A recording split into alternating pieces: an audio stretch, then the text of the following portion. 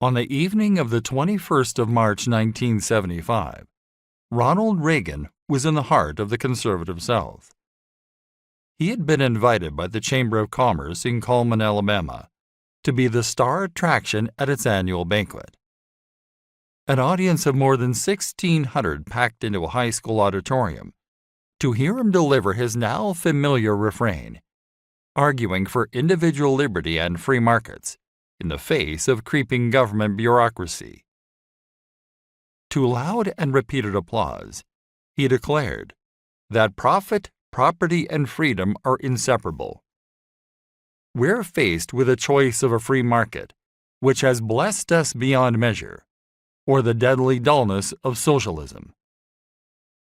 The event was, in short, like thousands of others Reagan had addressed since the 1950s, on what he drolly called the mashed potato circuit.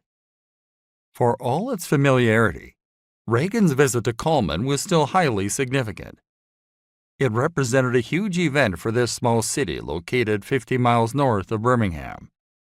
Over 10% of Cullman's population saw Reagan's Chamber of Commerce speech. The rapturous welcome he received was emblematic of the affection and admiration millions of white Southern conservatives had for a man who had been appearing and speaking across the region for 2 decades. Also notable was the man who introduced him, Alabama's Democratic Governor George Wallace, a politician who had epitomized the resentment and rage of the white South in the face of the dramatic social change of the mid-1960s. Even a decade after the height of the civil rights struggle, Wallace remained a deeply controversial figure. Nonetheless, when he had asked for the opportunity to appear alongside Reagan and Cullman, Reagan and his advisers agreed. Wallace hailed Reagan as an excellent governor and told him, "You are among friends here in Alabama."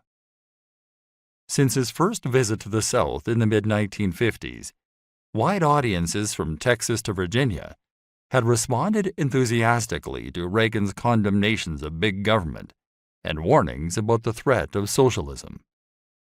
Reagan may have been adamant that he abhorred racial prejudice.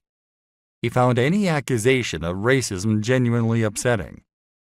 But white Southerners had undoubtedly interpreted his anti-statist rhetoric as support for their own fights against federal desegregation efforts. Over the coming decade and a half, Ronald Reagan would do more than any previous Republican, even Richard Nixon, who won every Southern state in 1972, to persuade white Southerners to abandon their Democratic allegiances and make a new political home in the GOP. By the time Reagan left the White House, the white South was solidly Republican at the presidential level and would follow suit in congressional and state elections within a decade.